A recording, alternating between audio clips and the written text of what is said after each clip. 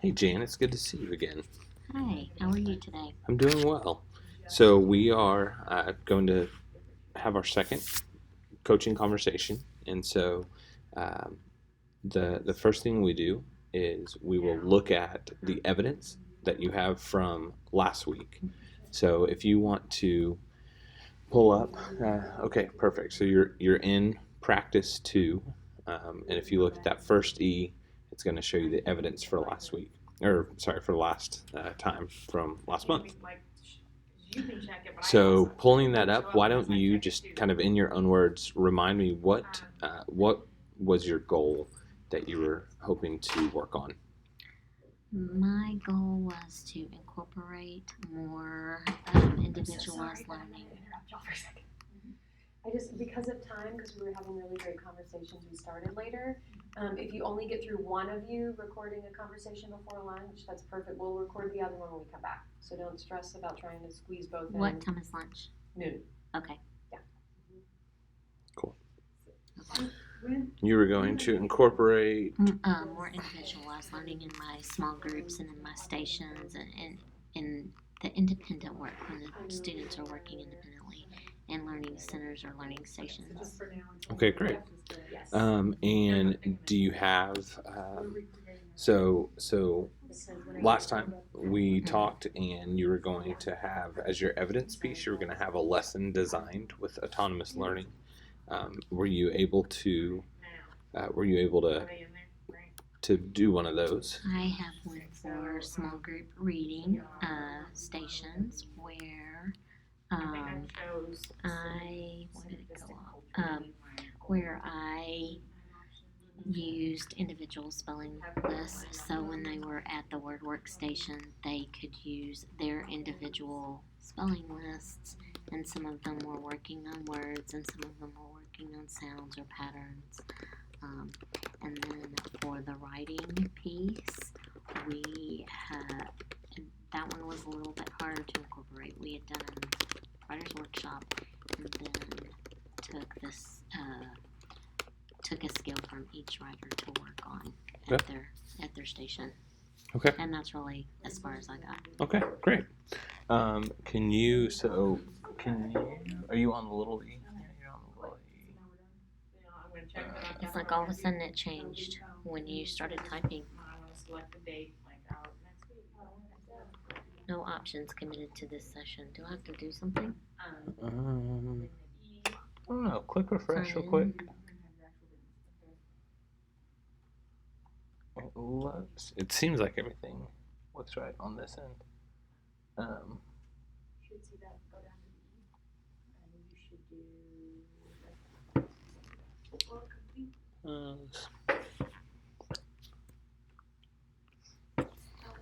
Amber? Yes.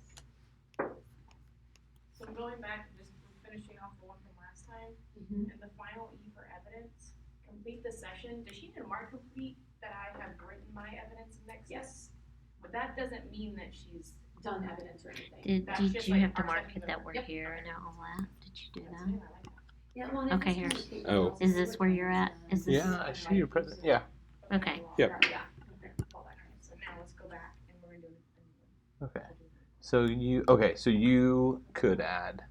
I can. So add that. yeah. Okay. Okay. I mean, I have it too. Okay. Cool. So who is supposed to add it? I don't know. I would imagine it depends on what the evidence is, but we'll ask that. Okay. And back in. Okay. Well, that sounds great. That sounds like you. It sounds like you have some really good pieces of evidence to show some areas of growth in that. I see. Looking at this, tell me about this. Tell me about the. You said the writing was a little harder to incorporate. What made it difficult to incorporate the autonomous learning in that piece? And part of it is the fact that they're at all different levels of learning, and then just having time to sit down and do writer's workshop independently with each student. So I think what I'll probably do is do that as a weekly thing where I'm not trying to get every student every week, but small groups each week to make it more time manageable. Okay, that sounds great.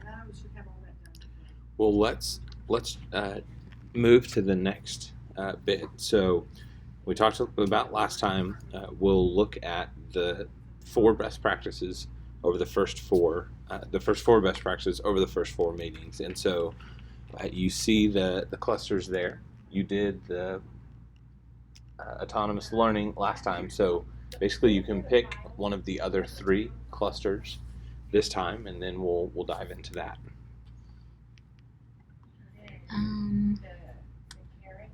Let's look at assessment and formative feedback. Okay. Great. So.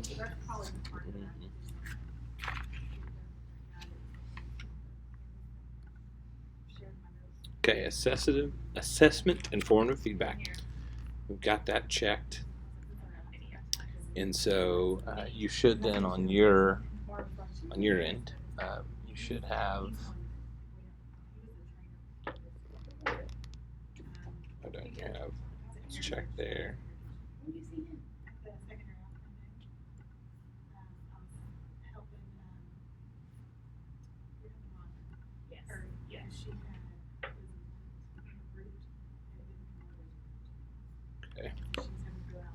If you click the current coaching log, and then you can open that there. And so, just like we did the last time, you can go through and you'll start with the conventional culture. If you think that's something you are already doing, you'll click the standard, and then you can add the digital and the framework parts. Those are really add-on pieces, though. And then. I got it in one. I haven't looked at it though. So I was typing on my little notes on my phone. What did it say? If it helps you to see them. All right, let me look over these. Sure.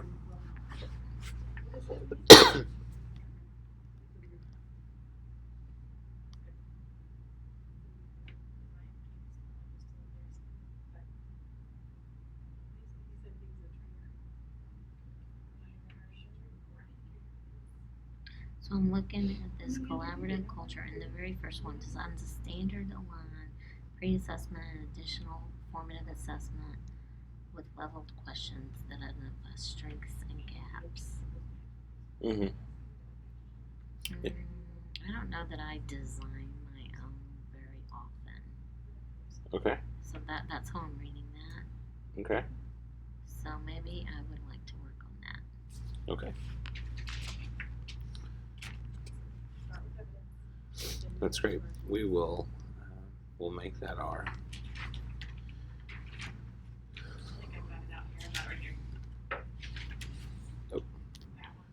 We'll make that our kind of our starting point then. So okay. So then let's actually step back to the conventional culture. So the first one in that thread designs a standards aligned pre-assessment with questions that identify mastery. Is that something you do pretty regularly? Mm-hmm. Yes, and that's mostly they're just designed to identify mastery, not Okay. really That's what I did last time. Okay. strengths and gaps. Okay. Great. And how do you design that?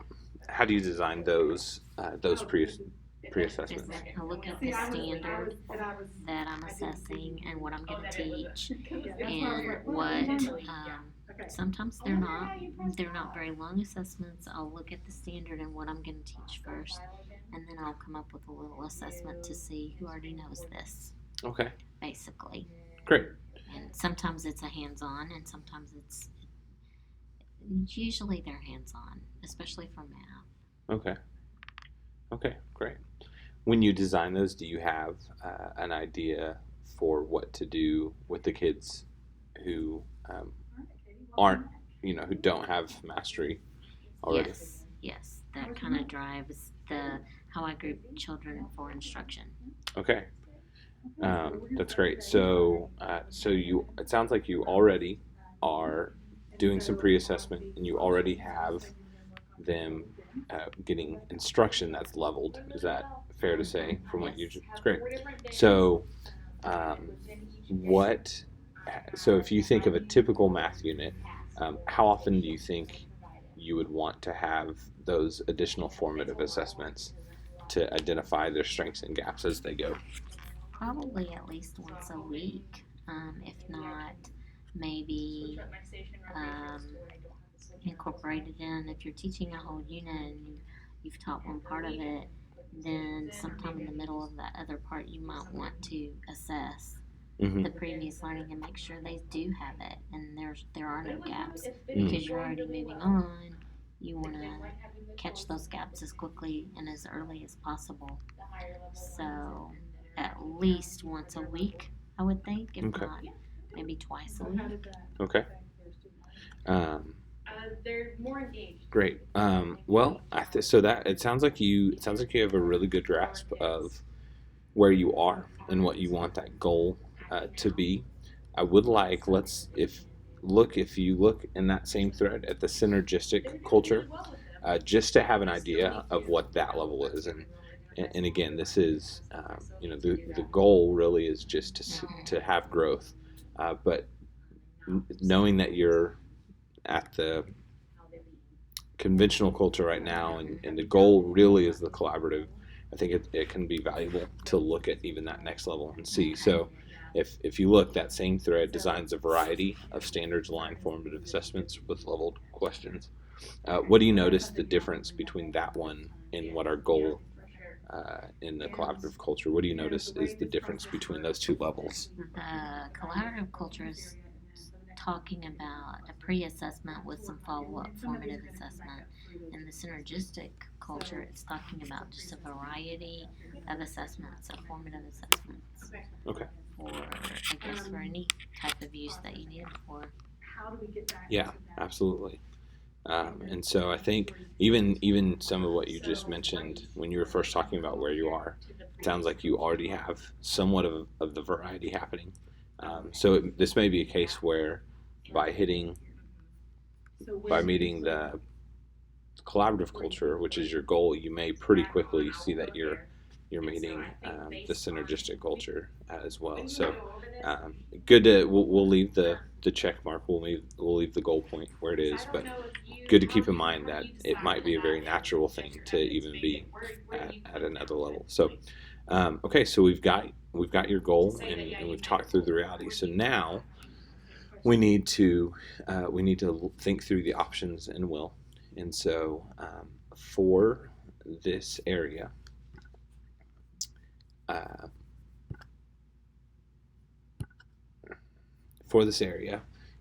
we have I have a couple of things that might be helpful, but you're pretty quick to have some ideas for yourself. So can you think of anything that might be some good options for showing growth? And see if it fit. Like, okay, you said you were going to design diverse standards. Not right off the top of my head. It's the leveled questions that identify strengths and gaps that I'm thinking of. That's it's not throwing me off, but I want to know more about what that looks like. Okay. Okay, great. Well, one of the things that I'm going to add it in right now. So I would say yes to that. I feel like I do feel, but like that would be organizing your resources. But that's how I organize it. So you can kind of look on with me, and I'll add it in there.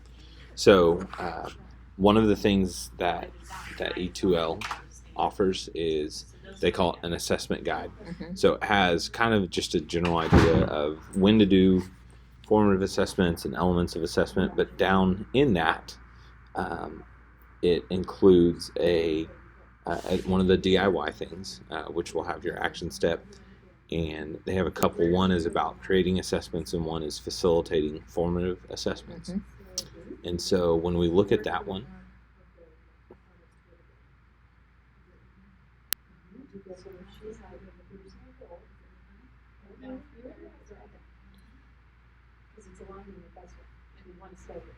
So when we look at this, it has a little bit of research at the beginning, and then it gives you kind of some steps to follow to create formative assessments for standards and levels of thinking.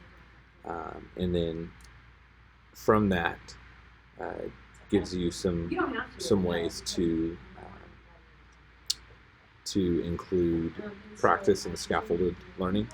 So that might be Looks good. That looks like that would be helpful. Okay.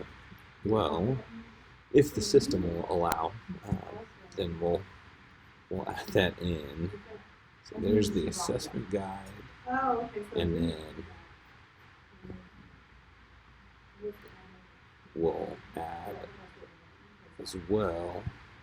And if this won't work, I can easily send this to you as well.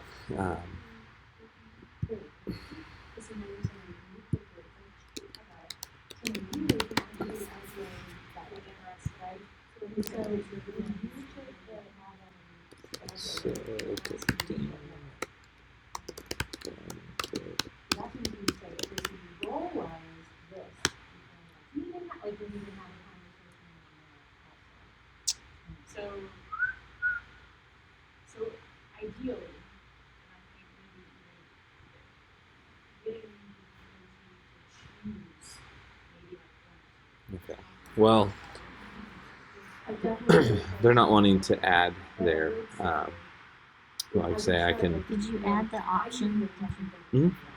Yeah, it's. It's not showing up. I know it's giving a loading error. Oh, Yeah. So it's. So you're still in the right Not sure. section, you know, but it is not necessarily everything in that meeting. And this is small steps. Exactly. We're just working on Oh, there we go. Okay.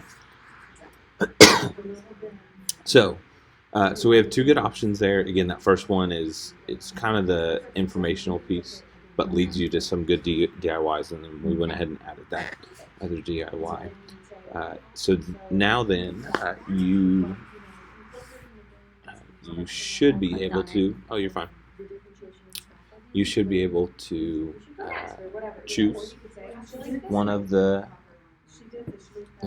pieces. I think I would like to do both of them, Okay. but I want to start with the second one. Okay.